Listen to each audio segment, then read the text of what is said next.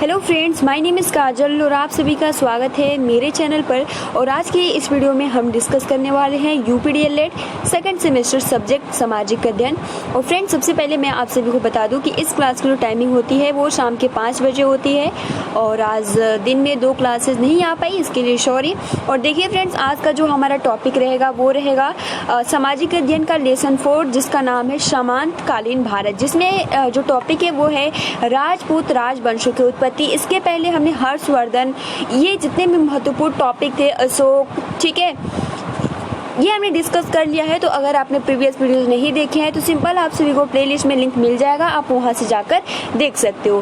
Friend देखिए, इसमें सबसे पहला जो टॉपिक है वो है गुर्जर प्रतिहार वंश, जिसमें हम सबसे पहले तो महत्वपूर्ण पॉइंट्स देखेंगे जो कि आपके एग्जाम में पूछे जाते हैं, ठीक है। और बहुत ही अच्छे से डिस्कस करेंगे ताकि आप सभी को इस टॉपिक से अगर कोई भी प्रश्न पूछता है तो मतलब वो क्वेश्चन आपसे न छूट पाए। और बहुत ही अच्छे से आप अपने कॉपी में नोट्स लिखते रहिएगा। तो चलिए फ्रेंड्स, शुरू करते हैं। वीडियो को लाइक कर दीजिए और अपने फ्रेंड्स मित्रों को शेयर कर दीजिए ताकि वो भी जुड़ जाएं और अपनी प्रिपरेशन अच्छे ढंग से कर सके। चलिए शुरू करते हैं। सबसे पहले देखिए गुर्जर प्रतिहार वंश, ठीक है। कुछ महत्वपूर्ण पॉइंट्स देख लेते हैं, उसके बाद विस्तार से बहुत ही अच्छे से डिस्कस करेंगे। महत्वपूर्ण पॉइंट्स इसलिए हम शुरू में डिस्कस करते हैं ताकि आपके एग्जाम में अगर पूछा जाता है, क्योंकि इसी में से पूछा जाता है।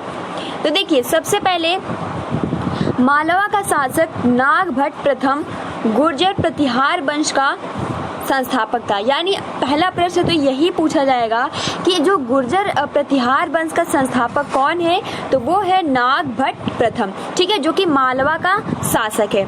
ये पहला क्वेश्चन तैयार हुआ।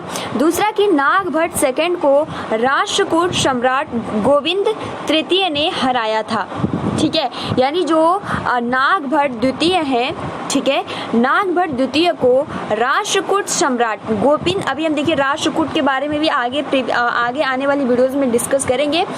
तो जो नागभट्ट द्वितीय है उनको राष्ट्रकूट सम्राट गोविंद द्वितीय ने हराया था, ठीक है। दूसरा पॉइंट क्लियर हो गया। तीसरा पॉइंट देखिए, इसमें क्या कहता है कि प्रतिहार वंश, ठीक है, प्रतिहार वंश का सर्वाधिक शक्तिशाली एवं प्रतापी राजा जो था वो था मिहिर भोज। बहुत ही महत्वपूर्ण ये प्रश्न है फ्रेंड्स, आप इसको अच्छे से याद कर लीजिएगा। यानी गुर्जर प्रतिहार वंश का जो आपका संस्थापक था वो कौन था, तो वो था आपका यहाँ पे नागभट्ट प्रथम, और नागभट्ट द्वितीय को राष्ट्रकूट सम्राट गोविंद तृतीय ने हराया था। और उसके बाद सबसे गुर्जर प्रतिहारी वंश का जो सबसे सर्वाधिक शक्तिशाली और प्रतापी राजा था वो था मिहिर भोज, ठीक है। और देखिए, मिहिर भोज ने अपनी राजधानी कन्नौज में बनाई थी। वह विष्णु भक्त था और उसने विष्णु के सम्मान में आदि वराह की उपाधि ग्रहण की थी। उसके बाद देखिए, अगला पॉइंट कहता है कि राजशेखर प्रतिहार शासक महेंद्र पाल के दरबार में रहते थे। यानी जो आपके राजशेखर हैं, ठीक है, प्रतिहार शासक महेंद्र पाल के दरबार में रहते थे। इस वंश का अंतिम जो राजा था, यानी गुर्जर प्रतिहार वंश का अंतिम जो राजा था वो यशपाल था, ठीक है, 1036 ईस्वी तक। और उसके बाद देखिए, दिल्ली नगर की स्थापना तोमर नरेश अनंगपाल ने 11वीं सदी के मध्य में की। तो फ्रेंड्स, ये कुछ महत्वपूर्ण पॉइंट्स हैं जो कि एग्जाम में बार बार पूछ लेते हैं गुर्जर प्रतिहार वंश से। तो ये महत्वपूर्ण पॉइंट्स आप अच्छे से याद कर लीजिएगा। अब चलिए हम थोड़ा कुछ विस्तार से देख लेते हैं, ठीक है। उसके बाद हम क्वेश्चन आंसर की तरह डिस्कस करेंगे ताकि आपकी जो प्रिपरेशन है बहुत ही अच्छे ढंग से हो सके। जैसे कि आप यहाँ देख सकते हो कि यहाँ पे आपका जो राजवंश की उत्पत्ति किस तरीके से हुई। तो प्रमुख राजवंश में सबसे पहला जो था हमारा क्या है, गुर्जर प्रतिहार राजवंश, जो कि अभी हमने इसके बारे में महत्वपूर्ण पॉइंट्स देखे। इसके बाद हम कल डिस्कस करेंगे पाल राजवंश। अब चलिए, हम गुर्जर प्रतिहार राजवंश के बारे में कुछ महत्वपूर्ण पॉइंट्स जान लिए हैं, अब इसको थोड़ा विस्तार से देख लेते हैं, ठीक है। तो फ्रेंड्स, यहाँ पूरा दिया है कि किस तरीके से यानी जो राजपूत थे उनकी उत्पत्ति किस प्रकार, क्योंकि आप सभी को पता है कि हर्षवर्धन की मृत्यु के बाद राजनीतिक उथल पुथल भी भारत छोटे छोटे राज्यों में बट गया था। यानी जब हर्षवर्धन की मृत्यु हुई थी उसके बाद जो भारत था वो राजनीतिक उथल पुथल भी के कारण भारत छोटे छोटे राज्यों में बट चुका था। न केवल आंतरिक अराजकता हुई और अपितु बाह्य आक्रमण भी प्रारंभ हो चुके थे। इस दौरान जिन महान शक्तियों का उदय हुआ उसमें से अधिकतर राजपूत की श्रेणी में आती है। कुछ इतिहासकारों ने 7वीं से 12वीं सदी के काल को राजपूत काल तक की संज्ञा दी है, यानी 7वीं से 12वीं सदी के काल को कुछ इतिहासकार जो बोलते हैं वो बोलते हैं कि राजपूत काल की संज्ञा दी है। और राजपूत बड़े वीर एवं स्वाभिमानी होते थे और साहस, त्याग, देशभक्ति आदि के गुण उनमें कोट कोट कर भरे हुए होते थे। चलिए इसमें सबसे पहला ये हम लोग छोड़ते हैं। इसमें सबसे पहला देखिए जो है वो है आपका कि प्रमुख राजवंश। ठीक है, तो प्रमुख प्राचीन ग्रंथ कुमार पाल चरित्र एवं वर्ण रत्नाकर आदि में परंपरागत 36 कुलों की सूची मिलती है और राजतंगड़ी में 36 राजपूत कुलों का लेख है। तो ये महत्वपूर्ण प्रश्न इस तरीके से पूछा जा सकता है कि जो राजतंगड़ी है इसमें राजपूत से रिलेटेड कितने लेख हैं, तो उसमें 36 हो जाएगा। ठीक है, परंतु दोनों सूचियों में भिन्नता पाई जाती है। अब चलिए हम इसके बारे में, जैसे कि गुर्जर प्रतिहार वंश के बारे में हमने अभी जस्ट डिस्कस किया। ठीक है, जो महत्वपूर्ण पॉइंट्स थे हमने डिस्कस कर लिया है। अब चलिए इसके बारे में हम थोड़ा विस्तार से देख लेते हैं। इसमें सबसे पहले देखिए क्या कहता है कि अग्निकुल के राजपूतों में सर्वाधिक प्रसिद्ध प्रतिहार वंश था। ठीक है, जो गुर्जरों की शाखा से संबंधित होने के कारण इतिहास में गुर्जर प्रतिहार कहा जाता था। पुलकेशिन द्वितीय के ऐहोल लेख में गुर्जर जाति का उल्लेख सर्वप्रथम हुआ है। यानी यहाँ जो पुलकेशिन द्वितीय है इसने जो ऐहोल लेख लिखा था उसमें गुर्जर जाति का उल्लेख सर्वप्रथम मिला है। तो यहाँ से भी प्रश्न पूछा जा सकता है, इसको भी आप अपना पॉइंट्स बना लीजिएगा कि जो पुलकेशिन सेकंड था उसके ऐहोल लेख में, ठीक है, ऐहोल लेख में गुर्जर के जात के बारे में सर्वप्रथम इसी के लेख में मिलता है। और देखिए फ्रेंड्स, इस तरीके से अगर हमें अभी हमने डिस्कस किया कि प्रतिहार वंश की स्थापना जो की थी हरिश्चंद्र ने की थी, बट अभी हमने जो महत्वपूर्ण पॉइंट्स देखा था कि गुर्जर प्रतिहार राजवंश की जो स्थापना की थी वो नागभट्ट प्रथम ने किया था। बट देखिए यहाँ पे क्या कह रहे हैं कि प्रतिहार वंश की जो स्थापना की थी वो हरिश्चंद्र ने की थी, किंतु वंश का वास्तविक, ठीक है, देखिए वास्तविक प्रथम महत्वपूर्ण जो राजा था वो था नागभट्ट प्रथम। तो ये इसमें आपको कंफ्यूज होने की आवश्यकता नहीं है। ठीक है, स्थापना तो की हरिश्चंद्र ने, बट आप देख सकते हो कि वास्तविक और प्रथम महत्वपूर्ण जो राजा थे वे थे नागभट्ट प्रथम। ठीक है, जिसने अरबों से लोहा लिया था और पश्चिमी भारत, ठीक है, पश्चिमी भारत में एक शक्तिशाली राज्य की स्थापना की थी और इस वंश का चौथा शासक वत्सराज हुआ। यानी जो आपका जो गुर्जर प्रतिहार वंश था, इस वंश का जो चौथा शासक था वो कौन था, तो वत्सराज था। देखिए ये महत्वपूर्ण पॉइंट इसीलिए दिया है क्योंकि एग्जाम में पूछ लिया जाता है, तो आप इसको अच्छे से याद कर लीजिएगा।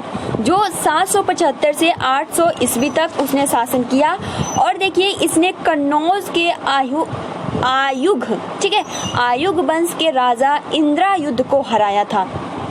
ये जो आपका वत्सराज था जो कि चौथा शासक था, ठीक है, इसने कन्नौज के आयुग वंश के राजा इंद्रायुध को हराया था तथा उसे अपने अधीन कर लिया। इसी क्रम में वत्सराज ने गौड़ों यानी धर्मपाल के विरुद्ध भी सफलता पाई, किंतु राष्ट्रकूट शासक ध्रुव के हाथों ये पराजित हो गया। यानी आप सिंपल याद कर लीजिएगा कि जो वत्सराज था जो कि चौथा शासक था, इसने बहुत ज्यादा मतलब कि इंद्रायुध को हराया था, ठीक है, उसके बाद धर्मपाल को भी हराया था, लेकिन बाद में जो राष्ट्रकूट के शासक जो ध्रुव थे उनके हाथों इनको हार मिल गई, यानी ये हार गए, पराजित हो गए। ठीक है, उसके बाद देखिए यहाँ पे कह रहा है कि वत्सराज के पश्चात यानी वत्सराज के बाद उसका पुत्र जो था वो था नागभट्ट द्वितीय, जो कि मैंने अभी जब हमने महत्वपूर्ण पॉइंट डिस्कस किया था तो उसमें हमने देखा था कि नागभट्ट द्वितीय को राष्ट्रकूट सम्राट गोविंद तृतीय ने हराया था। ठीक है, तो यहाँ पे हमने महत्वपूर्ण पॉइंट डिस्कस किया था। तो यहाँ पे यही कह रहा है कि जब वत्सराज की मृत्यु हो गई, यानी उसके बाद जो उनका पुत्र था नागभट्ट द्वितीय, जो कि 800 से 833 ईस्वी तक गुर्जर प्रतिहार का राजा हुआ, और नागभट्ट ने आयुध शासक को पराजित कर कन्नौज को अपनी राजधानी बनाई। और उसके बाद देखिए ग्वालियर प्रशस्ति में नागभट्ट द्वारा आंध्र, सिंधु, विदर्भ तथा कलिंग का विजेता बताया गया। और उसके बाद देखिए मिहिर भोज, अभी हमने बताया ना कि जो मिहिर भोज थे, देखिए आपका अगर हम कहें कि अगर आप पॉइंट टू पॉइंट जो हमने शुरू में डिस्कस किया अगर उसको याद कर लेते हो तो ज़्यादा इसमें कुछ याद करने की आवश्यकता नहीं है। तो यहाँ पे कह रहा है कि ग्वालियर प्रशस्ति में नागभट्ट द्वारा आंध्र, सिंधु, विदर्भ तथा कलिंग का विजेता बताया गया, और मिहिर भोज इस वंश का सर्वाधिक महत्वपूर्ण शासक हुआ। उसके बाद देखिए ग्वालियर प्रशस्ति में उसे आदिवराह कहा गया। ठीक है, अभी हमने डिस्कस किया कि आदिवराह उसकी संज्ञा क्यों दी गई। तो फ्रेंड, जैसे कि अभी हमने डिस्कस किया कि मिहिर भोज ने अपनी राजधानी कन्नौज में बनाई थी, और यह क्या था, तो यह विष्णु भक्त था। ठीक है, और उसने विष्णु के सम्मान में आदिवराह की उपाधि ग्रहण की थी। ये भी महत्वपूर्ण पॉइंट है। उसने, ये भी क्वेश्चन तो आ सकता है ना कि उसने जो वराह की आदिवराह की उपाधि ग्रहण की थी वो क्यों की थी, क्या किससे वो रिलेट करता था। तो फ्रेंड्स, वो विष्णु भक्त था और उनके सम्मान के लिए वो आदिवराह की उपाधि ग्रहण की थी। ठीक है, और देखिए भोज के बाद महेंद्रपाल प्रथम महिपाल प्रमुख शासक हुए। तो फ्रेंड देख सकते हो कि इसमें अगर हम उसमें नहीं डिस्कस किए होते कि यानी लास्ट, यानी आपका जो प्रतिहार वंश है, ठीक है, गुर्जर प्रतिहार वंश, उसमें अंतिम शासक कौन था, तो वो था यशपाल। ठीक है, जो कि 1036 ईस्वी तक शासन किया था। तो फ्रेंड देखिए, इसमें महत्वपूर्ण पॉइंट्स आप सभी को यही याद रखना है कि सबसे पहला प्रश्न तो यही आ सकता है कि राजपूत राजवंशों की उत्पत्ति में सबसे पहला जो वंश था वो कौन सा था, तो गुर्जर प्रतिहार वंश। ठीक है, ये पहला पॉइंट आप याद कर लीजिएगा। उसके बाद गुर्जर प्रतिहार वंश का जो संस्थापक था वो था आपका मालवा का जो शासक था वो था आपका नागभट्ट प्रथम। ठीक है, नागभट्ट प्रथम, इसको अच्छे से याद कर लीजिएगा। उसके बाद जो महत्वपूर्ण पॉइंट दूसरा हमने डिस्कस किया था कि नागभट्ट सेकंड को, जो कि किसका पुत्र था, तो वत्सराज का था। ठीक है, जो कि ये चौथा शासक था प्रतिहार वंश का, तो उसका पुत्र जो था नागभट्ट द्वितीय को राष्ट्रकूट सम्राट गोविंद तृतीय ने हराया था। ठीक है, उसके बाद देखिए प्रतिहार वंश का सबसे, आप कह सकते हो कि सबसे सर्वश्रेष्ठ जो आप वहाँ का शासक था वो था मिहिर भोज। बहुत ही महत्वपूर्ण ये पॉइंट्स है। सबसे शक्तिशाली और प्रतापी राजा जो था वो था मिहिर भोज, और वो कन्नौज को अपनी राजधानी बनाई थी। और जो आपका मिहिर भोज था वो क्या था, विष्णु भक्त था, इसलिए उनके सम्मान के लिए, विष्णु जी के सम्मान के लिए उसने आदिवराह की उपाधि ग्रहण की थी। और फ्रेंड्स उसके बाद देखिए हमने जो डिस्कस किया कि राजशेखर से रिलेटेड करके क्वेश्चन आते हैं। तो राजशेखर प्रतिहार शासक महेंद्रपाल के दरबार में रहते थे। ठीक है, प्रश्न इस तरीके से पूछा जाता है कि जो राजशेखर थे वो किसके दरबार में रहते थे, तो महेंद्रपाल के दरबार में रहते थे। और उसके बाद देखिए गुर्जर प्रतिहार वंश का जो लास्ट शासक था वो था यशपाल, जो कि 1036 ईस्वी तक शासन किया था। और उसके बाद देखिए कि हमने लास्ट जो पॉइंट डिस्कस किया था वो कि दिल्ली नगर की स्थापना तोमर नरेश यानी अनंगपाल ने 11वीं सदी के मध्य में की थी। तो फ्रेंड्स ये कुछ महत्वपूर्ण पॉइंट्स थे। आप देख सकते हो ये विस्तार से दिया है, फिर भी वही महत्वपूर्ण पॉइंट्स जो कि हमने शुरू में डिस्कस किया आप उसको अच्छे से याद कर लीजिएगा, कोई भी डिफिकल्टी नहीं होगी। अब चलिए फ्रेंड्स हम कुछ क्वेश्चन आंसर भी देख लेते हैं, है ना। देखिए ये आपका क्वेश्चन आंसर जो कि अभी गाइड में इस तरीके से क्वेश्चन दिया है, तो हर तरीके से हम चाहते हैं कि जो आप सभी की तैयारी है बहुत ही बेस्ट तरीके से हो। अब देखिए यहाँ आपका जो लेसन 4 है वो है समांतकालीन भारत, जिसमें आपका पहला प्रश्न पूछा है कि जो कि BTC 2016 का पूछा हुआ प्रश्न है। इसमें प्रश्न कैसा पूछा है कि राजपूतों की उत्पत्ति से संबंधित 2 सिद्धांतों का नाम उल्लेख कीजिए। यानी राजपूतों की जब उत्पत्ति हुई तो 2 सिद्धांतों का नाम उल्लेख कीजिए। लीजिए। तो ऐसा भी प्रश्न पूछ सकता है कि राजपूतों की उत्पत्ति का वर्णन कीजिए। तो फ्रेंड देखिए, अभी हमने डिस्कस किया, आपका अभी हमने एक ही पॉइंट डिस्कस किया है, गुर्जर प्रतिहार वंश, और जितने भी महत्वपूर्ण पॉइंट्स है उसको अच्छे से याद कर लीजिएगा। देखिए इसमें सबसे पहले क्या कह रहा है कि हर्ष के मृत्यु के उपरांत भारतवर्ष की राजनीतिक एकता छिन्न भिन्न हो गई, जैसे हमने शुरू में ही डिस्कस किया, और इस युग में नए राजवंशों की स्थापना हुई जो सामूहिक रूप से राजपूत, ठीक है, राजपूत कहलाए, और अतएव इस युग का नाम राजपूत युग पड़ा। और यह काल जो था, ये भी याद कर लीजिएगा, जो कि आपका राजपूत काल था, यह 647 ईस्वी से 1200 ईस्वी तक रहा है, ठीक है। उसके बाद देखिए राजपूतों की उत्पत्ति का प्रश्न भारतीय इतिहासकारों में अत्यंत विवादग्रस्त है। महाभारत में राजपूत शब्द का उल्लेख कुलीन क्षत्रिय के लिए किया गया है, और बाढ़ के यानी जो बाढ़ भट्ट का हर्ष चरित्र है उसमें राजपूत शब्द का प्रयोग सैनिकों के लिए किया गया है। तो इसमें आप देख सकते हो कि बहुत ही विवाद है, ठीक है। जो महाभारत में राजपूत शब्द का अर्थ बताया जाता है उसमें बताया जाता है कि कुलीन क्षत्रिय में उनको रखा जाता है, और उसके बाद बाढ़ का जो हर्ष चरित्र है उसमें राजपुत्र शब्द का अर्थ जो बताया जाता है वो सैनिक के लिए किया गया है। अब तक राजपूतों की उत्पत्ति के संबंध में कोई सर्वमान, या आप कह सकते हो कि सर्वमान्य मत स्थापित नहीं हुआ है, क्योंकि बहुत ज्यादा विवादित है, और इस संबंध में विद्वानों ने निम्नलिखित सिद्धांत प्रतिपादित किए हैं। चलिए देख लेते हैं। सबसे पहले आप देख सकते हो कि विदेशी उत्पत्ति, यानी इनकी उत्पत्ति किस प्रकार हुई। तो विदेशी उत्पत्ति का सिद्धांत, तो इसमें सबसे पहले बोल रहे हैं कि प्रसिद्ध इतिहासकार कर्नल टॉड ने अग्निकुंड वाली अनुश्रुति के आधार पर राजपूतों को विदेशी बतलाया। यानी यहाँ प्रश्न इस तरीके से आ सकता है कि राजपूतों को विदेशी किसने बतलाया था। तो प्रसिद्ध इतिहासकार कर्नल टॉड ने, ठीक है, कर्नल टॉड ने अग्निकुंड वाली अनुश्रुति के आधार पर यहाँ राजपूतों को विदेशी बतलाया, और उनका कथन है कि राजपूत सितियन या शकों के वंशज थे, ठीक है। और जो 6ठी शताब्दी के लगभग भारत में प्रविष्ट हुए, जैसे कि हमने डिस्कस भी किया था, 6ठी से 8वीं शताब्दी के बीच में राजपूतों का उदय हुआ था।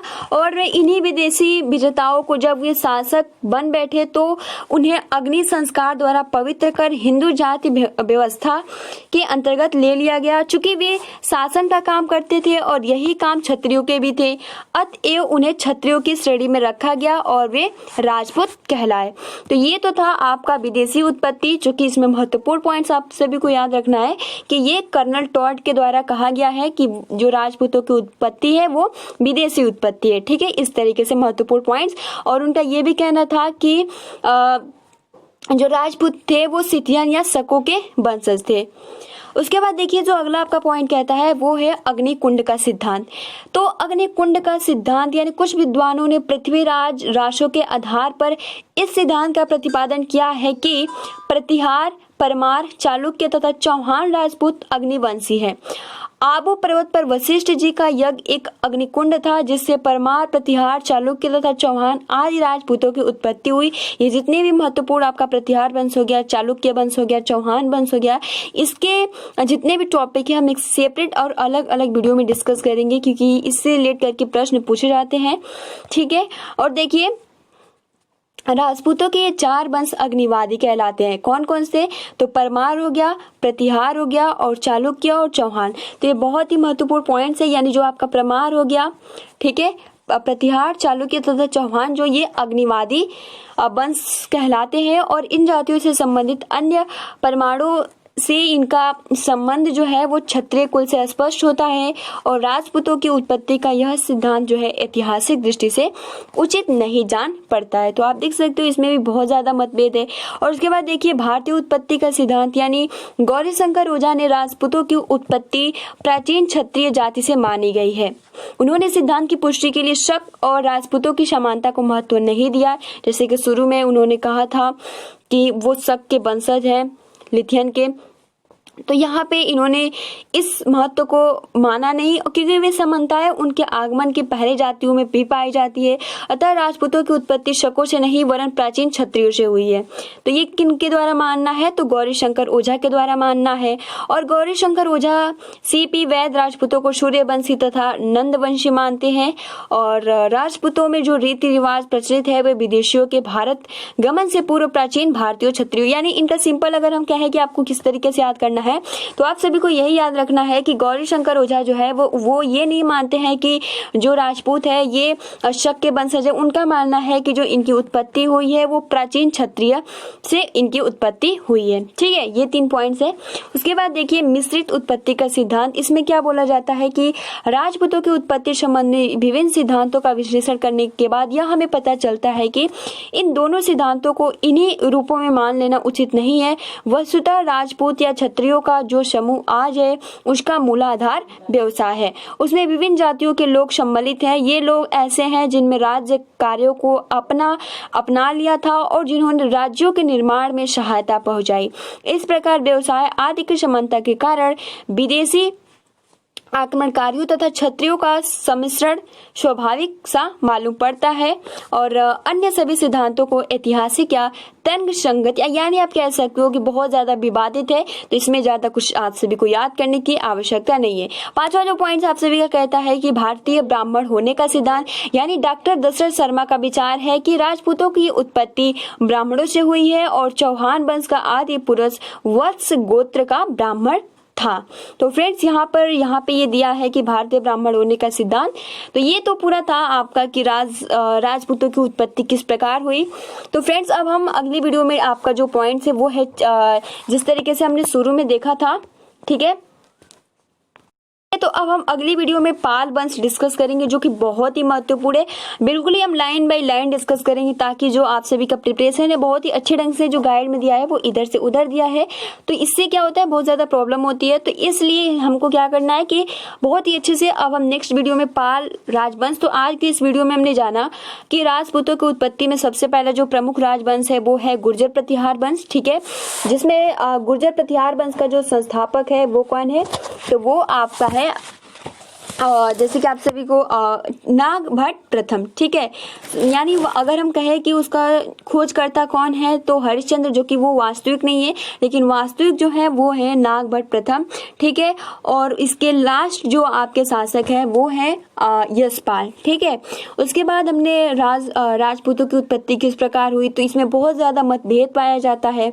विदेशों की यहाँ तक बोला जाता है कि वे शकों के वंशज है, लेकिन कुछ लोग मानते हैं नहीं, शकों के वंशज नहीं है, प्राचीन क्षत्रिय से उनकी उत्पत्ति हुई है। तो इसमें बहुत ज्यादा मतभेद पाया है। तो इसमें कुछ ज्यादा याद करने की आवश्यकता नहीं है। अब हम नेक्स्ट वीडियो में डिस्कस करेंगे पाल राजवंश जो कि बहुत ही महत्वपूर्ण है। तो आज के लिए इतना ही। ठीक है, वीडियो को लाइक कर दीजिए और अपने फ्रेंड्स मित्रों को शेयर कर दीजिए। मिलते हैं 9 बजे वाली क्लास में। Thanks for watching, take care and best of luck.